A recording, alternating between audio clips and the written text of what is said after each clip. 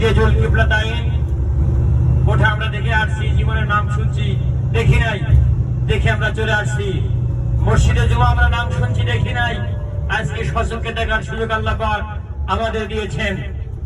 তারপরে মসজিদে কুবা, সর্বপ্রথম রাসূল পাক সাল্লাল্লাহু আলাইহি ওয়াসাল্লাম মক্কা থেকে যখন মদিনায় আসলেন, আসার পরে মদিনার সাহাবীরা বললেন, কি লা ইয়া রাসূলুল্লাহ, ইয়া হাবিবাল্লাহ, হুজুর আমরা সকলেই আপনারে অনেক বেশি ভালোবাসি, শুধু অনেক বেশি ভালোবাসি না, আমাদের জীবনের চাইতে আমরা আপনাকে বেশি ভালোবাসি। সুবহানাল্লাহ বলেন।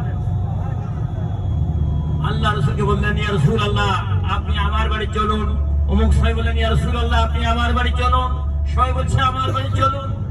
আল্লাহ রাসূল বললেন, সাহাবীরা তোমরা সবাই আমি নবী আমারে এক সমান ভালোবাসো, আমি রাসূল কার বাড়ি যাব? আমি যদি আগে তোমার বাড়ি যাই আর একজন সাহাবী নাখোশ হবে, যদি আরেকজন সাহাবীর বাড়ি যাই আর একজন সাহাবী নাখোশ হবে।